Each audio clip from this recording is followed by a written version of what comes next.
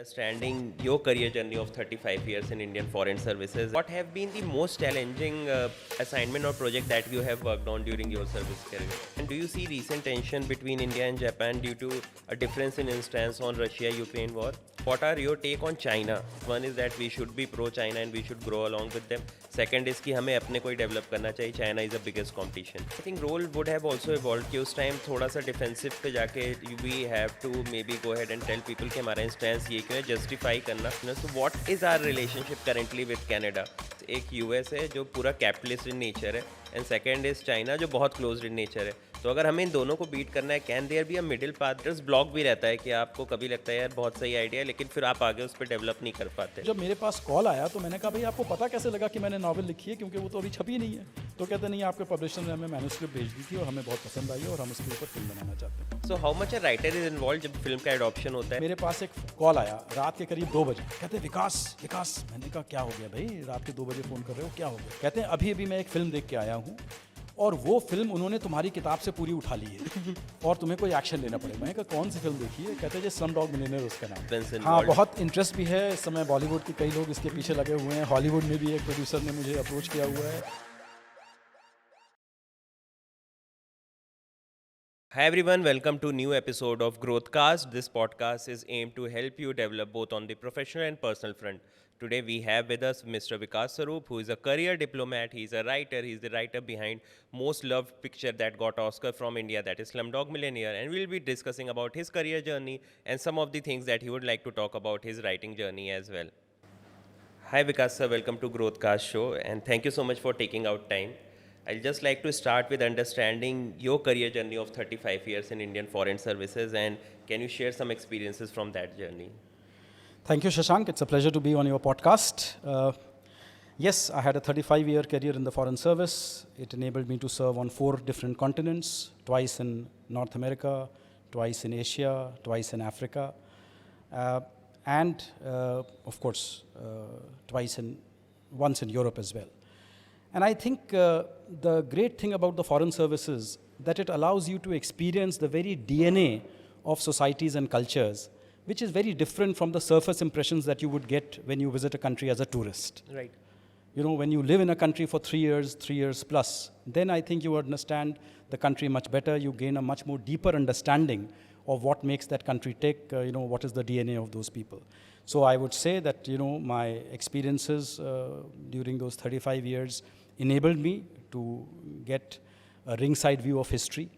It was during my tenure as a diplomat that the Cold War ended, the Berlin Wall came down, China went from agrarian society, a backward agrarian society, to an industrial powerhouse. And of course, I saw the relentless march of globalization. When even a small supermarket in Addis Ababa, where I was posted, had everything from Huggies diapers to Colombian coffee. Then, being in the Foreign Service, I was able to sort of get in touch with technology. My first program was a WordStar computer, which I'm sure many of your younger listeners have probably never even seen. I owned a Commodore 64 computer. And then from there, I saw my first fax machine, my first photocopying machine, and then, of course, my first cell phone, my first Twitter account. So I think being in the Foreign Service enabled me, first of all, to experience, as I said, the countries and cultures and immerse myself in those.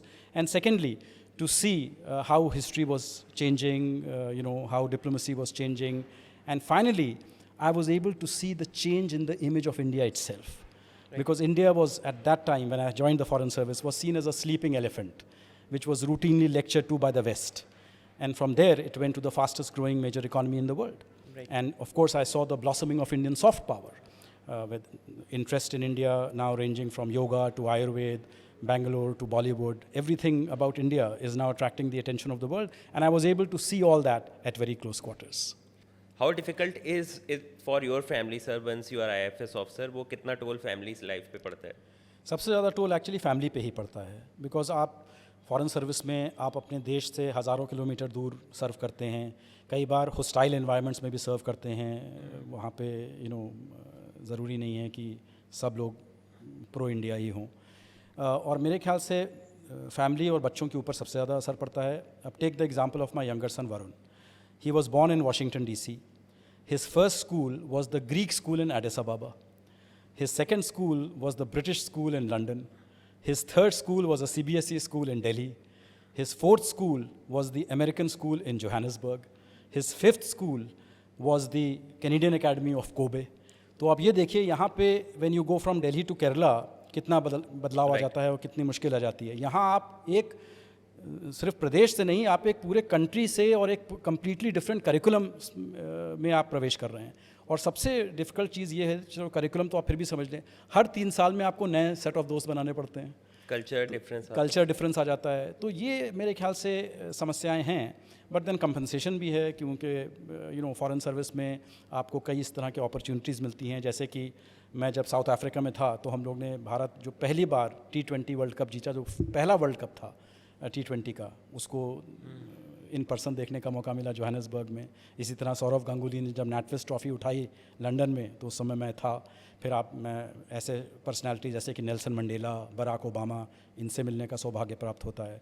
फिर मैं जब external affairs spokesman था तो प्रधानमंत्री मोदी जी के साथ 40 देशों की यात्रा करने का मौका मिला. तो मेरे ख्याल से गुड बैड अगली सभी फॉरेन सर्विस में आपको एक्सपीरियंस करने को मिल जाता है. Sir, what have been the most challenging assignment और project that you have worked on during your service career? देखिए, कई लोग ये समझते हैं ना कि ये फॉरेन सर्विस ऑफिसर्स हैं, ये बड़े इलीट क्लब को बिलोंग करते हैं और ये सिर्फ कॉकटेल सर्किट पे घूमते रहते हैं और क्वींस और किंग्स के हैंड्स चूमते रहते हैं.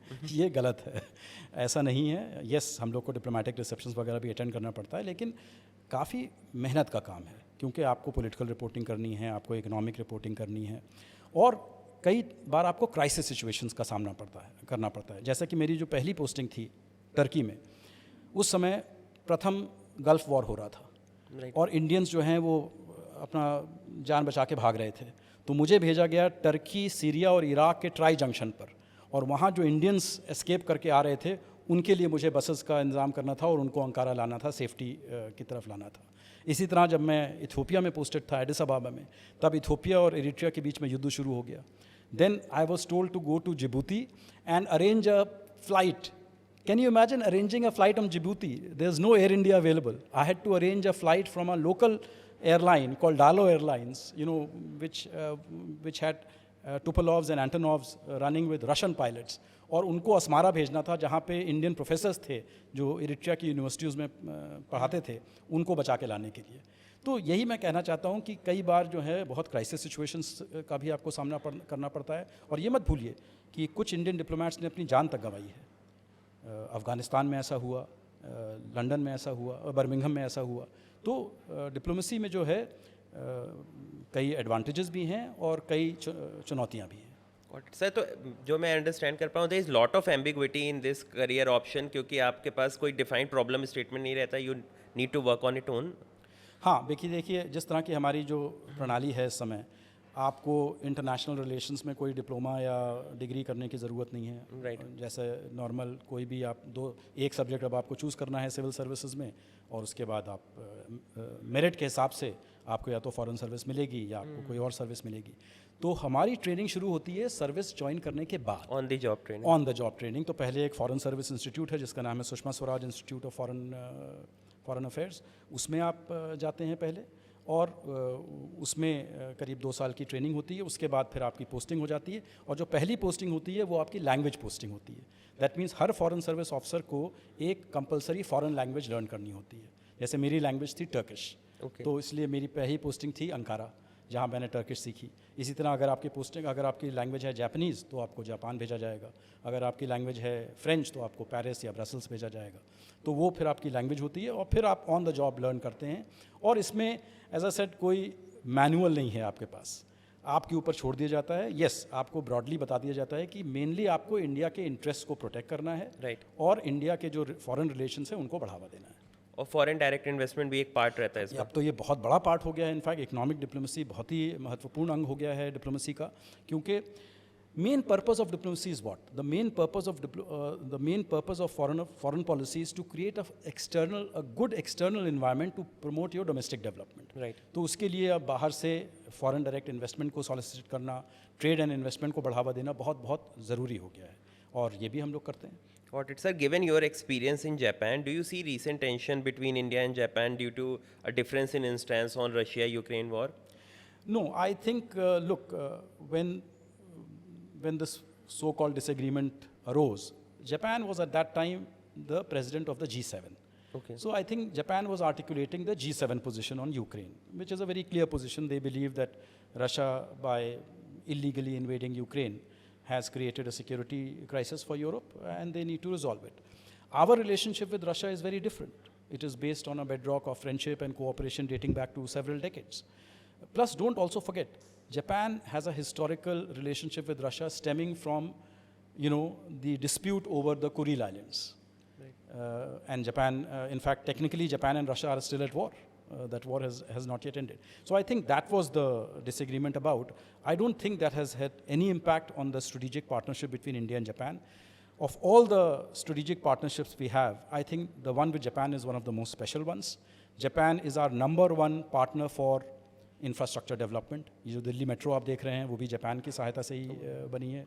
जायका ने उसमें कंट्रीब्यूशन योगदान दिया था. और भी कई मेट्रोज जो अभी भारत में वाराणसी में भी I think they are contributing the Kyoto project Banaras और जो बिल्कुल स्मार्ट सिटीज़ में जापान का योगदान है. क्योटो में जो क्योटो और वाराणसी का जो लिंक हुआ था, उसमें भी जापान की भागीदारी है. So Japan is a very very important partner, and I don't think there is any major disagreement even on the Ukraine issue, because by and large, I think the West has understood our position on Russia. Got it. And sir, what are your take on China? Because I see people talking two sides. One is that we should be pro-China and we should grow along with them. Second is कि हमें अपने को ही develop करना चाहिए. China is the biggest competition. See, there are two aspects to this. One is China is an immediate neighbor. We share a long land boundary. Right. With China, more than 3,000 kilometers land boundary with China. So we have to live together with China, there is no doubt about it. At the same time, China has to respect our concerns. For 30 years, there was peace and tranquility on the border, and then China tried to unilaterally change that.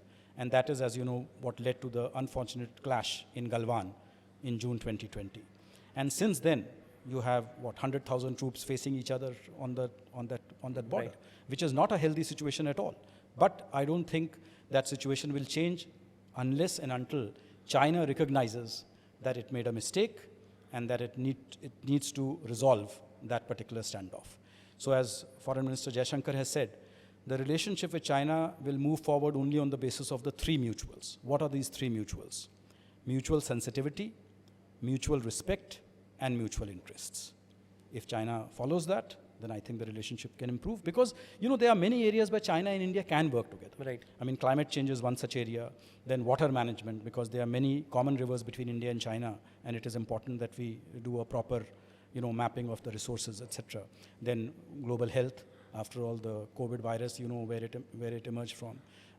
International terrorism, international trade. So there are many areas where India and China can work together, but for that, I think those three mutuals have to be respected. I think talking about China, we can't miss point on United States. You have been in United States, you have worked closely with that particular country. Can you walk us through some of the initiatives that you took while you were posted there?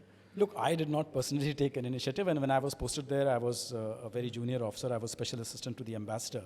But then when I was working closely with the then Foreign Minister of India, Mr. Natwar Singh, that is when I think the most transformative moment in India-US relations happened, and that was the India-US Civil Nuclear Agreement, which was signed in 2005, became operational in 2008. And I think that was very, very important, Shashank, for the simple reason that with that agreement, we were able to end India's nuclear isolation.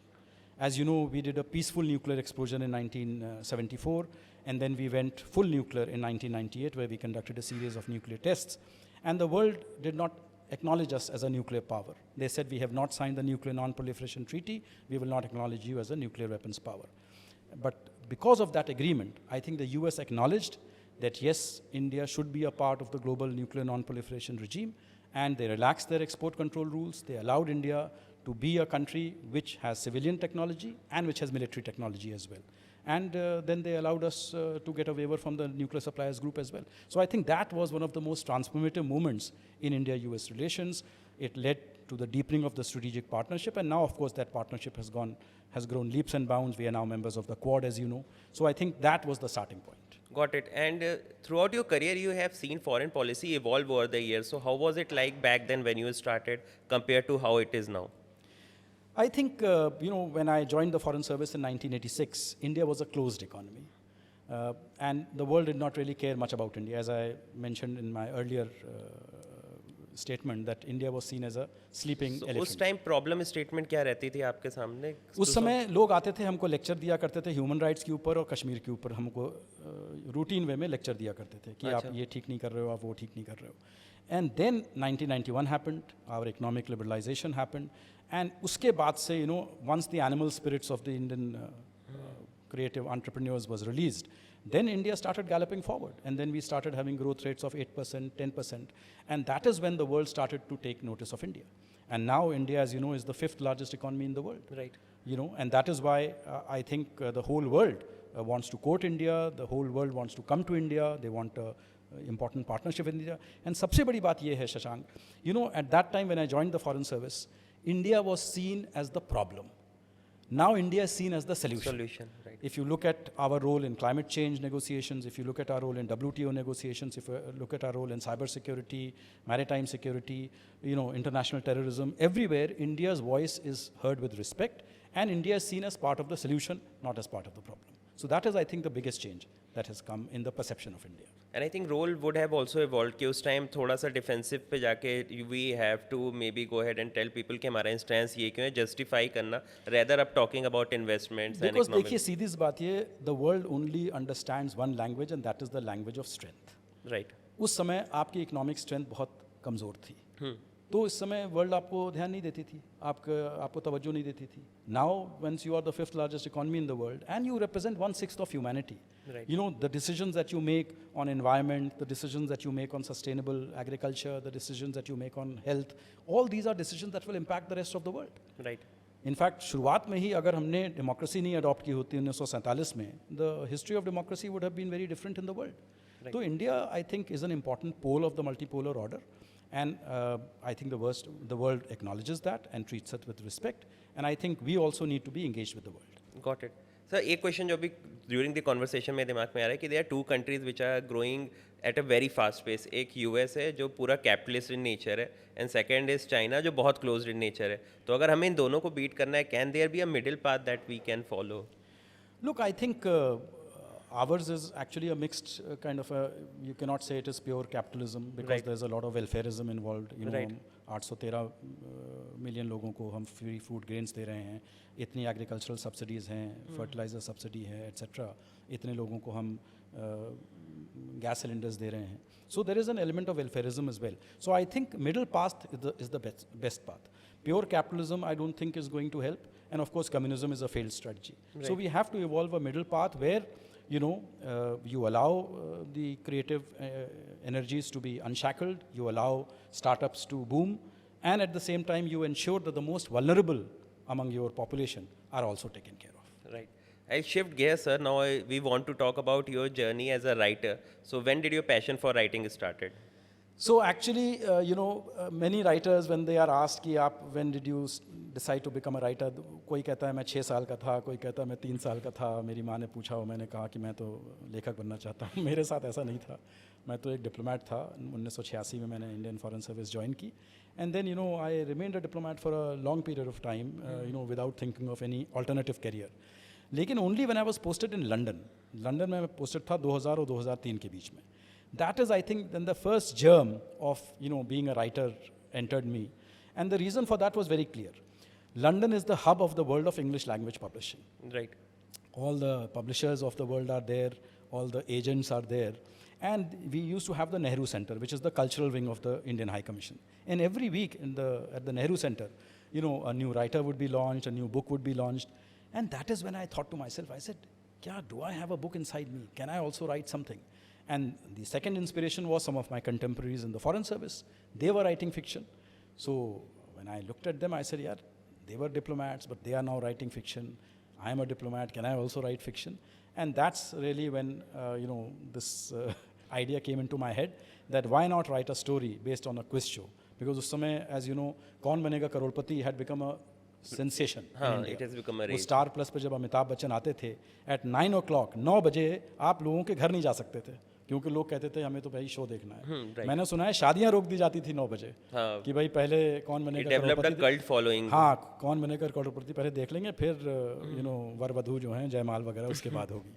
तो उसी से मैं inspired हुआ और मैंने कहा कि एक ऐसी कहानी लिखते हैं, जो एक ऐसे कंटेस्टेंट के बारे में जो कभी स्कूल नहीं गया है, जिसने कभी फॉर्मल एजुकेशन नहीं किया है, क्योंकि मैं दिखाना चाहता था the greatest teacher in the world is life itself. Right. So ये आइडिया सर आते कहाँ से? Because I also speak with lot of writers, तो राइटर्स ब्लॉक भी रहता है कि आपको कभी लगता है यार बहुत सही आइडिया है, लेकिन फिर आप आगे उस पर डेवलप नहीं कर पाते। So does your experience as IFS also played a role in this? देखिए IFS में मेन चीज़ हम लोग को क्या सिखाई जाती है, सबसे ज़्यादा चीज़ इंपॉर्टेंट जो हम लोग को सिखाई जाती है वो है how to use words carefully. हर वर्ड का एक वज़न होता है, क्योंकि अगर फॉरेन डिप्लोमेसी में अगर आपने एक वर्ड गलत यूज़ कर दिया ना, तो आपकी रिलेशनशिप उस कंट्री के साथ चौपट हो सकती है। राइट। तो क्योंकि हम लोग को we are train to use words very carefully, इसलिए जब आप वर्ड्स को यूज़ करना चाहते हैं फिक्शन के लिए तो वो काम आ जाती है मेरे ख्याल से वो training. So I would say that. But then क्या होता है, देखिए नॉवल और शॉर्ट स्टोरी में क्या सबसे बड़ा फ़र्क क्या है? A short story has a point, a novel has a plot. Right. और प्लॉट का मतलब है कि आपके कैरेक्टर का एक एवोल्यूशन होना है, A to B to C to D जाना है। और कई लोग जो हैं वो उसमें ही खो जाते हैं, फिर वो कि A से B तक तो ले जाते हैं, फिर C D E F भूल जाते हैं वो। तो इसलिए परसिवियरेंस बहुत ज़रूरी है, और आपको पूरा थ्रेड अपने दिमाग में रखना है कि जो कैरेक्टर है वो इवॉल्व कैसे करेगा। तो मेरे ख्याल से ये ज़रूरी है। और ये मैं किसी क्रिएटिव राइटिंग वर्कशॉप वगैरह में नहीं गया, ना ही इंग्लिश लिटरेचर मेरा सब्जेक्ट था। ये मैंने सीखा जो मैंने नॉवेल्स पढ़ी थी उनसे ही सीखा मैंने। Got it. और सर आपकी पहली जो novel Q&A, it was adopted into a film, it won Oscar also. How was that experience कि नॉवल से ट्रांसलेट होकर फिल्म में जो बनी है? तो देखिए ये बहुत दिलचस्प एक्सपीरियंस हुआ मेरा, क्योंकि नॉवल मैंने लिखी थी 2003 में, और 2003 में पब्लिशर के पास वो चली गई। पब्लिशर ने कहा कि ये तो बहुत अच्छी नॉवल है और इसको हम पब्लिसिटी के साथ छापेंगे, और हमारी बड़ी नॉवल सब ऑलरेडी लाइन अप है, तो ये 2 साल के बाद हम छापेंगे 2005 में। मैंने कहा ठीक है, फर्स्ट टाइम नॉवलिस्ट हूँ, मेरे पास कोई चॉइस नहीं थी। और फिल्म 4 का ऑफ़र मेरे पास आया 2004 में, 1 साल पहले। दैट मीन नॉवल छपने के 1 साल पहले। तो जब मेरे पास कॉल आया तो मैंने कहा भाई आपको पता कैसे लगा कि मैंने नॉवल लिखी है, क्योंकि वो तो अभी छपी नहीं है। तो कहते नहीं, आपके पब्लिशर ने हमें मैन्यूस्क्रिप्ट भेज दी थी और हमें बहुत पसंद आई और हम उसके ऊपर फिल्म बनाना चाहते हैं। तो 2004 में उन्होंने राइट्स ले ली, और फिर 2005 में नॉवल छपी, और 2008 के एंड में ये फिल्म आ गई स्लमडॉग मिलियनेयर। और जब ये फिल्म आई थी तो लोगों ने इसको कोई चांस नहीं दी थी, क्योंकि ये बहुत छोटे बजट पे, मेरे ख्याल से इसका बजट था मेरे ख्याल से $10-12 मिलियन बस। बहुत छोटे बजट की फिल्म थी, और प्लस उस समय अननोन लोगों के साथ थी। किसी ने फ्रीडा पिंटो का नाम नहीं सुना था, देव पटेल भी लार्जली अननोन थे, जो AR रहमान ने जो म्यूज़िक दी उनको वेस्ट में उस समय कोई नहीं जानता था। तो उसलिए लोगों ने ये सोचा नहीं था कि ये फिल्म जो है कुछ धमाका करेगी। लेकिन मेरे ख्याल से this was the right film for the right time, because ये फिल्म कब आई? ये 2008 के एंड में आई, और 2008 का डिफाइनिंग मोमेंट क्या था? Global economic crisis. Lehman Brothers की क्राइसिस हुई थी उस समय। लोग, people were losing hope, people were losing jobs, और वो चाहते थे कोई ऐसी चीज़ आए जो उनको इंस्पायर कर सके। तो ये स्लमडॉग मिलियनेयर आ गई और उसने लोगों को इंस्पायर कर दिया कि देखो जी, मुश्किल होने के बावजूद भी आप ट्रायम्फ कर सकते हो। You can survive and you can be the winner, and I think that is why this film worked. Of course it was a good film also. So how much a writer is involve? जब film का adoption होता है तो आपके कितने inputs रहते हैं? तो मेरा जो कॉन्ट्रैक्ट था उसमें I had creative control. Creative control का मतलब है कि उनको मुझे स्क्रीन प्ले दिखाना है, और मैं उस पर जब अप्रूव करूंगा तभी आगे बात बढ़ सकती है। तो मैंने उनका स्क्रीन प्ले देखा, कुछ उसमें कई त्रुटियां थी शुरुआत में जो उन्होंने किया था, तो वो मैंने बता दिया। उसके बाद उनको एक्चुअली राइटर से कोई लेना देना नहीं होता, बिकॉज फिल्म वालों की जो बाइबल होती है वो स्क्रीन प्ले होती है। तो जो स्क्रीन प्ले राइटर जो बाइबल लिख देता है, बस वो उनके लिए मुख्य आधार बन जाता है। जो ओरिजिनल बुक थी उससे किसी को लेना देना नहीं। मुझे तो पता भी नहीं था कि शूटिंग शुरू हो गई। एक दिन मैं दैनिक जागरण में पढ़ रहा था कि ये कुछ लोग जो हैं ताजमहल में अरेस्ट कर लिए गए हैं क्योंकि वो शूटिंग कर रहे थे बिना परमिशन के। तब मुझे पता लगा कि मेरी फिल्म बननी शुरू हो गई है और शूटिंग शुरू हो गई है। अच्छा, और सर इसमें ये भी जब इसका जो आपका वर्जन टीवी पे आया या फिल्म पे आया, उसके बाद के कैसे रिव्यूज़ थे आपके इनर सर्किल से, फ्रेंड से, फैमिली से? क्योंकि पहले बुक आई थिंक थोड़े कम लोगों ने पढ़ी होगी, बाद में ज़्यादा फेमस। नहीं, फिल्म बुक भी एक्चुअली काफ़ी सक्सेसफुल थी, क्योंकि फिल्म आने से पहले ही बुक 37 ट्रांसलेशन में जा चुकी। Oh nice. 37 भाषाओं में इसका अनुवाद हो चुका था। तो इसलिए मतलब है कि ऑलरेडी किताब ग्लोबल बेस्ट सेलर एक तरह से हो चुकी थी। लेकिन यस, जब फिल्म आई तो वो डिफरेंट लेवल पे चली गई, बिकॉज ये तो फैक्ट है, आप भी जानते हैं, मैं भी जानता हूँ कि ज़्यादा लोग फिल्म देखते हैं और कम लोग किताबें पढ़ते हैं। अटेंशन स्पैन कम होता जा रहा है इंडियंस तो का। सबसे इंटरेस्टिंग वाकया ये हुआ कि मेरे पास एक कॉल आया रात के करीब 2 बजे। एक मेरा दोस्त था जो मेरे साथ क्लास में पढ़ता था, वो अब सैन फ्रांसिस्को में रहता था, उसका फ़ोन आया, कहते विकास विकास। मैंने कहा क्या हो गया भाई, रात के 2 बजे फ़ोन कर रहे हो, क्या हो गया? कह रहे नहीं यार, मुझे कुछ तुम्हें बताना है। मैंने कहा क्या हुआ? कहते हैं अभी अभी मैं एक फ़िल्म देख के आया हूँ और वो फिल्म उन्होंने तुम्हारी किताब से पूरी उठा ली है और तुम्हें कोई एक्शन लेना पड़ेगा। मैंने कहा कौन सी फिल्म देखी है? कहते हैं जो स्लम डॉग मिलियनेयर उसका नाम है। तब मैंने कहा लगता है तुमने अंत तक नहीं देखा, उसमें मेरा नाम था। कहता अच्छा तुम्हारी किताब पे ही बेस्ड है। मुझे तो डर लगा कि कहीं उन्होंने तुम्हारी नॉवल से बिना तुम्हारी परमिशन के तो नहीं उठा ली है। तो यही है कि फिल्म जो है बहुत सक्सेसफुल रही, 8 ऑस्कर उसने जीते, बेस्ट फिल्म हो गई उस साल की। और जय हो जो है वो गाना कितना लोकप्रिय हो गया, अभी तक फेमस है, अभी अभी वर्ल्ड कप तक- जीत के आई है अभी तक इंडिया। जहाँ देखिए जहाँ पे भी मैं जाता हूँ वहाँ पे वो गाना चलना शुरू हो जाता है। तो फिल्म जो थी वो एक ब्रांड बन गई एक तरह से। राइट। तो ये मेरे ख्याल से फ़र्क है कि Q&A एक पुस्तक थी और स्लम डॉग मिलियनेयर एक ब्रांड हो गई है। तो जब ब्रांड और पुस्तक मिल जाते हैं तो फिर एक अलग ही उसका अलग ही महत्व हो जाता है। And sir please talk us about your latest book जिस पे आप अभी वर्क कर रहे हैं। ये बहुत अच्छा सवाल आपने उठाया। तो ये देखिए अभी अभी ताज़ा मेरे हाथ में आई है, ये एडवांस कॉपी, अभी ये रिलीज़ भी नहीं हुई है। ये रिलीज़ हो रही है 15 जुलाई को, अभी अमेज़ॉन पे प्री ऑर्डर के लिए अवेलेबल है। और जैसा कि आप देख रहे हैं इसका टाइटल है the girl with the 7 lives.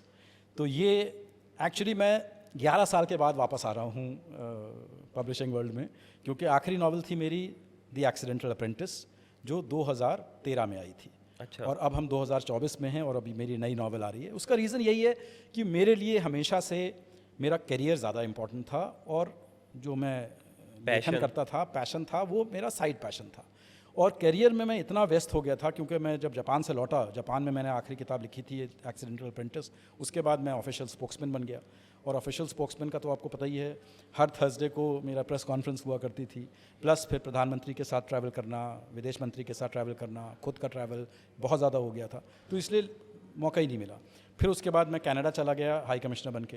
तो मैंने सोचा था कि कनाडा में समय मिल जाएगा, लेकिन वहाँ पे भी मुझे पता लगा कि चाहे सोनू की बर्थडे हो, चाहे दिवाली हो, चाहे होली हो, चाहे ईद हो, चाहे तीज हो, सब सैटरडे और संडे को ही होता है और सबको उच्चायुक्त की ज़रूरत है, तो वहाँ पे भी मैं नहीं लिख पाया। तो जब मैंने रिटायर हुआ हूँ मैं फॉरेन सर्विस से जून 2021 में, उसके बाद मैंने ये लिखनी शुरू की और मुझे बहुत खुशी है कि ये समाप्त हो गई है और बहुत जल्दी ही मेरे राइटर्स के हाथ में आने वाली है। Thank you for informing that. Sir आप अभी कितना टाइम आपका जाता है weekly, if you talk about writing, तो कितना टाइम लेता है? नहीं देखिए, जब अब तो मैं फुल टाइम राइटर हूँ क्योंकि अब मैं करियर मेरा समाप्त हो चुका है, अब मैं सेवानिवृत्त हो चुका हूँ। तो जब आपको लिखना होता है तब आपको ये मन में गांठ बांधनी होती है कि आज मुझे लिखना है, एक स्ट्रेच में। और मेरे लिए जो सबसे अच्छा समय होता है लिखने का वो होता है अर्ली मॉर्निंग, 5:30 से करीब 9 बजे तक, क्योंकि उस समय दुनिया शांत रहती है, मेरा मोबाइल फ़ोन नहीं बज रहा होता है और मैं शांति से लिख सकता हूँ, शांति से कंसेप्चुलाइज कर सकता हूँ। तो बेसिकली मैं ये मान के बैठता हूँ कि आज मुझे लिखना है और जो मैंने कंसीव किया हुआ है उसी थॉट्स भी आने शुरू हो जाते हैं और आप फिर लिखना शुरू कर देते हैं। तो करीब 1.5 साल लगा मुझे इस नावल को ख़त्म करने में। इसका थॉट आपको आया कहाँ से, इस वाले नावल का आइडिया? इस नावल देखिए, जो मेरी आखिरी नावल थी इससे पहले जो थी एक्सीडेंटल अप्रेंटिस, वो मैंने एक फ़ीमेल पर्सपेक्टिव से लिखी थी, तो वो मुझे बहुत अच्छा लगा वो अनुभव। वैसे तो मेल राइटर के लिए फ़ीमेल कैरेक्टर्स कंसीव करना थोड़ा डिफ़िकल्ट होता है, लेकिन मुझे इतना मुश्किल नहीं लगा वो, और मैंने वो कर दी। और किसी ने भी ये क्रिटिसाइज़ नहीं किया कि वो आपने जो फ़ीमेल कैरेक्टर बनाया है वो गलत है या वो मेल नहीं खा रहा है एक एक्चुअल फ़ीमेल के साथ। तो उससे मुझे स्ट्रेंथ मिली और मुझे कॉन्फिडेंस मिली कि मैं एक और नावल भी लिख सकता हूँ। तो मैं इसको कहूँगा in a way this is the female version of slumdog millionaire, in the sense कि कोई गेम शो वगैरह नहीं है, लेकिन स्ट्रक्चर उसी तरह का है कि एक युवती है 25 साल की, उसको किडनैप कर लिया गया है, अब उसको एक बेसमेंट में कैद कर लिया गया है, उसके हाथ पैर बांध दिए गए हैं और एक मास्क्ड गनमैन है, वो उसको थ्रेटन कर रहा है कि अब मुझे अपनी पूरी तुम जीवन कहानी बताओ और तुमने जितने जितने क्राइम्स किए हैं उन सब का मुझे बयान करो, वरना जो है मैं तुम्हें गोली से मार दूंगा। तो एक रात की कहानी है, एक रात में देवी है जो मेरी प्रोटैगनिस्ट है, वो अपनी पूरी कहानी बयान करती है और कैसे उसने 7 अवतार में एक तरह से गई, वो उसने एक स्लम में पैदा हुई, उसके बाद क्या हुआ, उसके बाद क्या हुआ, तो वो किस तरह से एक स्थान से दूसरे स्थान जाती रही, नया नाम उसने ले लिया, एक नई जीवन उसने शुरू किया। तो उसकी जो 7 जीवनियाँ हैं उसी की कहानी है और उम्मीद करता हूँ पाठकों को पसंद आएगी। नहीं sir, sounds very interesting. I think ये भी एक पूरा फिल्म मटेरियल है विद लॉट ऑफ सस्पेंस हाँ, इन्वॉल्व्ड। बहुत इंटरेस्ट भी है इस समय। बॉलीवुड के कई लोग इसके पीछे लगे हुए हैं, हॉलीवुड में भी एक प्रोड्यूसर ने मुझे अप्रोच किया हुआ है, लेकिन अब 15 तारीख को आने दीजिए, फिर सब लोग जो हैं इसको देख सकते हैं। क्योंकि स्लमडॉग मिलियनेयर के साथ क्या हुआ, क्योंकि राइट्स 1 साल नॉवेल आने के पहले ही चली गई, तो जब बॉलीवुड उस पर फिल्म बनाना चाहता तो उनको मौका ही नहीं मिला, क्योंकि राइट्स तो पहले ही जा चुकी थी। तो इस बार मैं चाहता हूँ सबको बराबर का मौका मिले। फेयर फील्ड सबके लिए। Fair field, exactly. I think sir second last question पे आता हूँ। आपने कनाडा की बात की थी, your high commissioner, so what is our relationship currently with Canada, because there is lot of mix signals that keep on coming from that country. देखिए, Canada के साथ जो है हमारी रिलेशनशिप जो है हमेशा 2 मुद्दों के ऊपर डिरेल होती रही है। पहला मुद्दा था न्यूक्लियर। 1974 में जब हमने पीसफुल न्यूक्लियर एक्सप्लोजन किया, तो जो पहली टेक्नोलॉजी हमको न्यूक्लियर मिली वो कनाडा से मिली थी। अप्सरा करके हमारा एक एक्सपेरिमेंटल रिएक्टर था जो कनाडा से टेक्नोलॉजी आई थी। तो कनाडा को लगा वो बिट्रेयल है कि हमने आपको न्यूक्लियर टेक्नोलॉजी दी सिविलियन पर्पज़ के लिए, आपने उसको वेपन में प्रयोग किया। तो उन्होंने प्रतिबंध वगैरह लगा दिए उस समय। उसके बाद 1998 में जब हमने न्यूक्लियर टेस्ट किए तो फिर कनाडा का रिएक्शन जो था बहुत नेगेटिव था। लेकिन उसके बाद वो मामला सुलझ गया, यहाँ तक कि 2015 में जब प्रधानमंत्री मोदी कनाडा गए थे, at that time India and Canada signed a civil nuclear agreement that Canada will sell uranium to India. So that is coming full circle कि कहाँ एक ज़माने में आपने हमारे ऊपर सैंक्शंस लगाए थे और अब आप हमें यूरेनियम बेच रहे हो। तो न्यूक्लियर इशू तो रिजॉल्व हो गया। लेकिन जो दूसरा इशू है वो है खालिस्तान का इशू। अब कनाडा में आपको पता है बहुत बड़ी सिख पॉपुलेशन है। कई सिख जो हैं वो 1970-1980 के दशक में भारत से निकल के कनाडा चले गए थे। उनमें से 1 या 2% जो हैं वो खालिस्तान की आइडियोलॉजी में विश्वास रखते हैं। और हमको ये लगता है कि कई बार जो सरकारी तंत्र है वो भी उस आइडियोलॉजी में विश्वास रखने वालों का साथ देता है, उनका समर्थन करता है। तो उसको लेकर कई बार खटपट हो जाती है। और मुझे लगता है कि eventually India and Canada are 2 very important countries. हम दोनों डेमोक्रेसीज़ हैं, पार्लियामेंट्री डेमोक्रेसीज़ हैं, कॉमनवेल्थ के मेंबर्स हैं। और प्लस कनाडा G7 का मेंबर है, हम G20 के मेंबर हैं, कनाडा भी G20 का मेंबर है। तो इवेंचुअली आई थिंक कॉमनैलिटीज़ ज़्यादा हैं, डिफरेंसेस कम हैं। और मुझे लगता है कि इवेंचुअली ये रिजॉल्व हो जाएगा, क्योंकि पेंशन फंड इस समय जो हैं कनाडा के, उन्होंने इंडिया में निवेश बहुत अधिक कर दिया है। करीब 60 से 70 बिलियन डॉलर्स का कैनेडियन पेंशन फंड का निवेश है भारत। वीसी फर्म्स में भी जितनी है, वीसी ये इनको पेंशन फंड्स कहते हैं, जिनके पास एज यू नो एम्प्लॉयज़ का पेंशन आता है और उसको वो सेफ जगह लगाना चाहते हैं। तो इंडिया उनको सेफ डेस्टिनेशन लगता है जहाँ पे उन्होंने इतनी मात्रा में इन्वेस्टमेंट किया हुआ है। Got it sir. This brings me to my last question. बहुत से यूपीएससी एस्पिरेंट्स भी इसको देख रहे होंगे। So what are your tips for a UPSC aspirant if they are preparing कि सिविल सर्विसेज में करियर कैसे बनाएं? एक तो देखिए, सिविल सर्विस का करियर बहुत अच्छा करियर है, फॉरेन सर्विस का इन पर्टिकुलर बहुत ही अच्छा करियर है, क्योंकि आपको रियली देश सेवा का मौका मिलता है और अच्छी खासी आपकी लाइफ भी हो सकती है। लेकिन उसके लिए सबसे ज़रूरी चीज़ ये है कि you must be aware of what is happening in your world. मैंने भी कई लोगों को ये इंटरव्यूज़ वगैरह के लिए मैंने प्रोत्साहन दिया है, तो मैं उनको यही कहता हूँ कि देखिए, ये अवेयरनेस जो है ये ऐसी चीज़ नहीं है कि एग्ज़ाम से आप 2 महीने पहले आपने पढ़ना शुरू कर दिया। right. ये अवेयरनेस ऐसी है कि आपको लाइफ लॉन्ग रखनी है। और उसका बहुत सिंपल सा तरीका है। मैं क्या करता हूँ, सवेरे उठता हूँ तो सबसे पहले मैं 4-5 वेबसाइट्स पे जाता हूँ, times of India, Indian express, Hindustan times, CNN, BBC, Reuters, और समझ लेता हूँ कि दुनिया में क्या हो रहा है।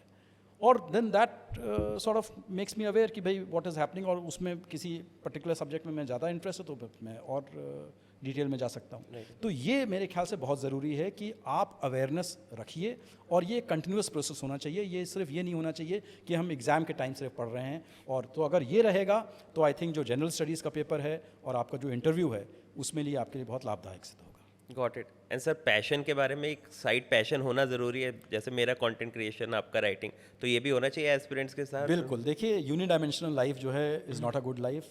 हर लाइफ में कई तरह के पहलू होते हैं, और ये जो लोग कहते हैं ना कि एक left side of the brain और right side of the brain, मैं विश्वास नहीं करता हूँ। हमारा ब्रेन जो है इंटीग्रेटेड ब्रेन है, उसमें लेफ्ट साइड भी है, राइट साइड भी है, एक लॉजिकल साइड भी है और एक क्रिएटिव साइड भी है।